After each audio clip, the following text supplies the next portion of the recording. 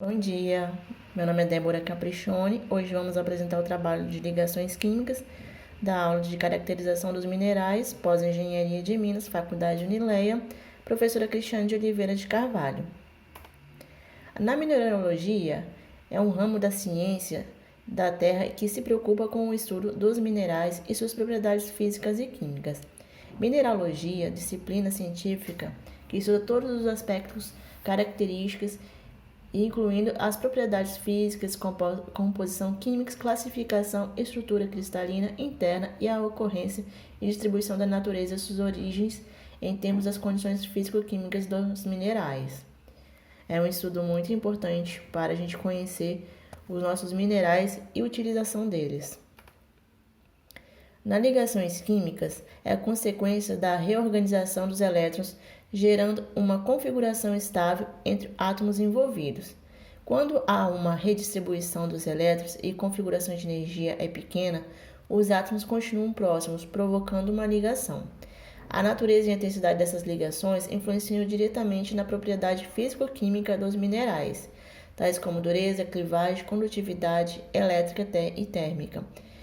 Normalmente, se as ligações médias forem fortes, o cristal possuirá elevada dureza, maior ponto de fusão e mais baixo coeficiente de expansão térmica. Tipos de ligações químicas. Na mineralogia, existem cinco tipos de ligações químicas conhecidas que são importantes. São as ligações iônicas, as ligações covalentes, metálicas, de Van der Waals e hidrogênio. São essas ligações que influenciam nas características dos minerais. Ligações iônicas. Agora a gente vai falar um pouquinho de cada ligação, começando pela ligação iônica, Essa ligação ela é fruto de um ou mais elétrons na camada de valência de certo átomo que são transportados para a camada de valência de outro átomo, de forma que os elementos químicos adquirem a configuração dos elementos da tabela periódica, também conhecido como gases nobres. A ligação iônica se forma pela afinidade elétrica entre íons de cargas contrárias. Os cristais concebidos por esse tipo de ligação costumam possuir dureza elevada e densidade de fusão moderada. Os cristais, por exemplo, quando são submetidos a forte tensão e que são clivados cisalhados, são considerados fracos.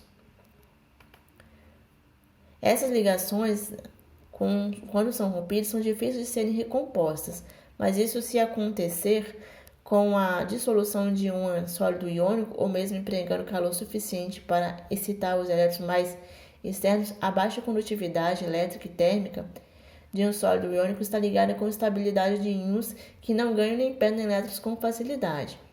A carga eletrostática que forma ligações iônicas e é distribuída sobre um íon, logo o cátion precisa estar cercado de diversos ânions, a quantidade que possa caber no seu redor. Isso quer dizer que essa ligação não é direcional e que os cristais normalmente possuem uma elevada simetria. Agora a gente vai falar um pouquinho da ligação metálica, que nessa ligação os elétrons de valência não possuem afinidade com os núcleos e têm autonomia para se mover na estrutura ou fora dela sem quebrar o mecanismo. Essas ligações elas são maleáveis. Os elementos metálicos que têm grande chance de perder elétrons dos seus átomos são empacotados como o cátion e o elétron, que ficam soltos para derivar. São compartilhados e permanecem espalhados entre si.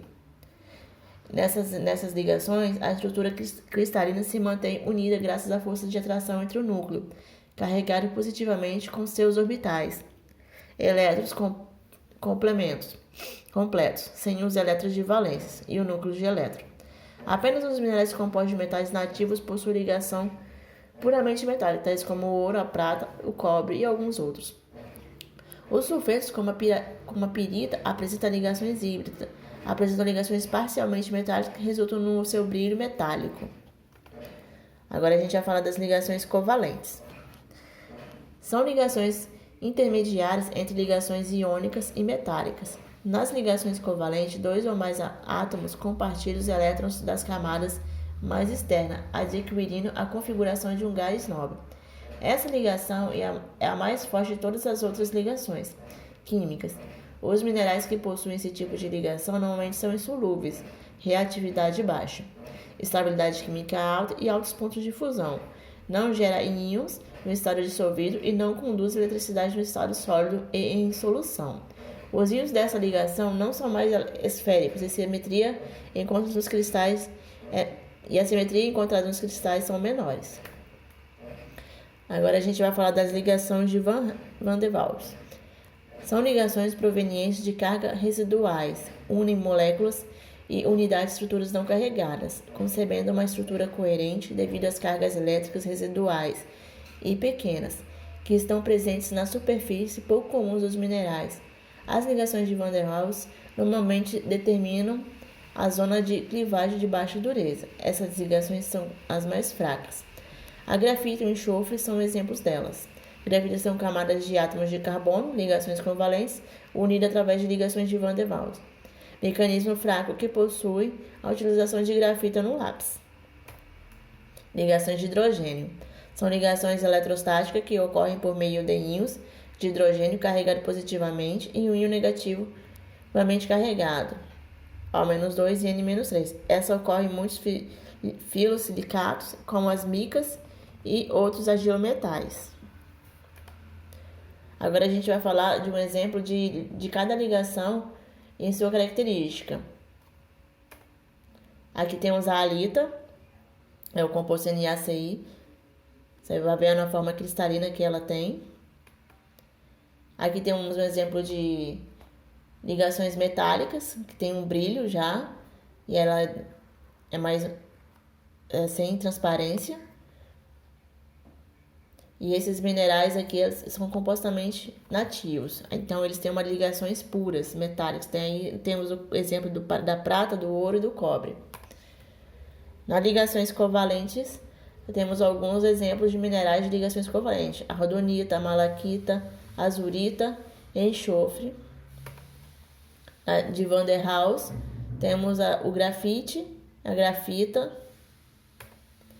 E nas ligações de hidrogênio, temos os hidróxidos, as argilas, as micas.